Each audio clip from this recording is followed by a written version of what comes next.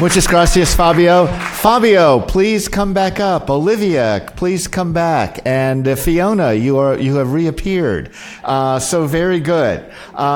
Please wire yourself up with the microphones, and we will have a bit of a truncated question and answer time, so that we don't impede your ability to find some ultra-processed food for lunch, which I hope you do not do. I'm just going to stand here. And I would like to ask one question of each of you, and let's keep the questions and answers short so that we can get to more of them. But one of the themes of this session, of this whole workshop, is to think about what can we learn from other countries and international interventions that could help us reduce disparities here in obesity, eating, activity, and access to healthy environments. And I would like for each of you to give us one example or one thought or one approach that your organization is taking that you think to reduce disparities that would be maybe of particular interest in the U.S. And Olivia, can we start with you? It's about having the data and sharing the data, and having also the humility to understand that we might learn something from low-income countries. So I think, other research that Fabio was showing, I think it's of crucial importance because, there's so much that we can learn from Chile or from, all the countries in South America. They're much far ahead in some things. And I think we need to make sure that we have a platform where we can share these experiences and learn from each other.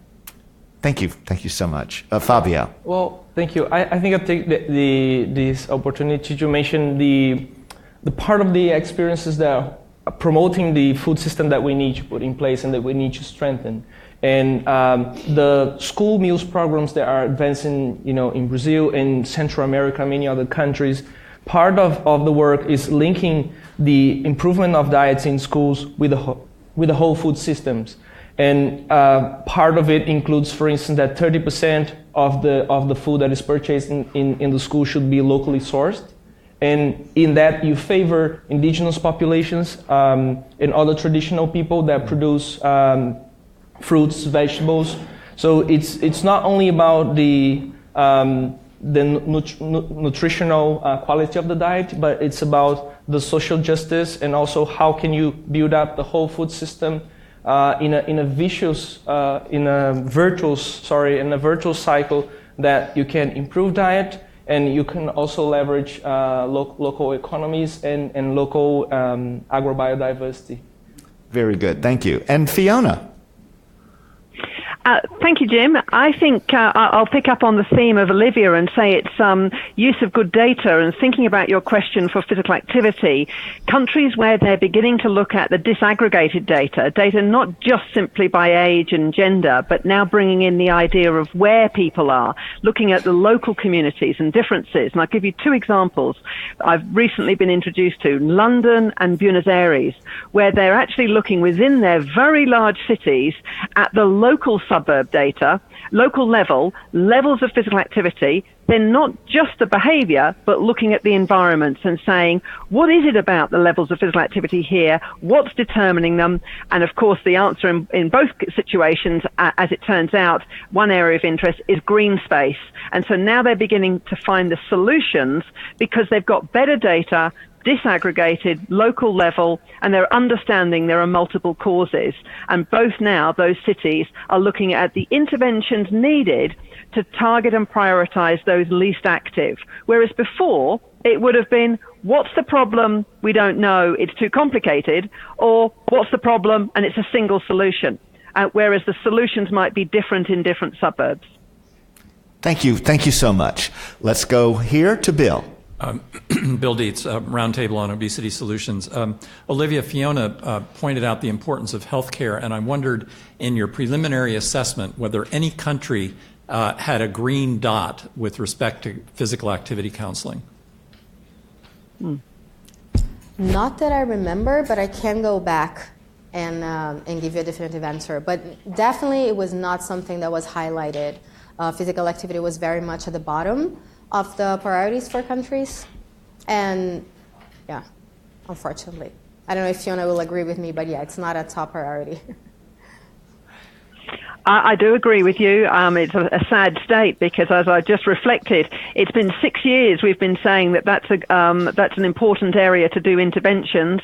It's well known, and think of all the patients who could benefit, whether they're diabetic, overweight, hypertensive, and they're not getting the advice from the healthcare system and healthcare provider. There are examples of countries doing things, but we want to scale the very best practice and tailor it to all countries. It's a major priority for the health system. Okay, thank you. Please. Yeah, thanks. This is for Olivia, and I'm really intrigued by the survey that you did and all the interviews and the focus that you have in this particular project on treatment, on obesity treatment, which I think is often, I guess I'll say, neglected because we focus on prevention, but I think we tend to focus on prevention for lots of good reasons, that, treatment is generally not as available. And I think obviously that's one of the things that you're addressing and highlighting. But I wonder if you could talk a little bit more, maybe get a little more detailed about what types of treatment you have observed that are available and whether you have been recommending or have an evidence base that you're using to bring to countries and advising about what different health systems with different capacities and financial resources, et cetera, can and should be doing in the treatment realm. So for treatment, what we have found is usually a combination of access to surgery and subsidized medication and guidance, just nutritional counseling. Those are kind of the three major things. The problem that we found is that sometimes what is supposed to be the available treatment is not actually available. And I think that's the value of the study. So to give you an example of my country, so in Brazil, you're supposed to have access through the SUS, the national system, to bariatric surgery. If you comply to certain requirements, BMI over 25, comorbidities, etc. But in the last interview that I did, the key informant said, yes, you have this service, it's available for free, but the waiting list is so long that you would have to wait around 100 years to get your surgery. So I think it's a matter of understanding what kind of treatments are available and are they actually available. So that's, I think, another thing that we're trying to distinguish in our work. On the second part of your question regarding recommendations, we haven't started that yet, because we're going to go back to the committee group, but we know that a multidisciplinary team and approach is best equipped to answer to treat obesity. So it's not one solution. It would have to be a combination of different people specialized in obesity. It's not only nutrition, it's not only surgery, but it's maybe it's medication and guidance, and so it would be a multidisciplinary approach, but we haven't started that phase yet. Okay, thank you. No, I want, we have 2 minutes left. I would like question and answer, 1 minute, and then 1 minute for the final question. Do my best. Russ Pate here. Hi, Fiona. Nice to see you.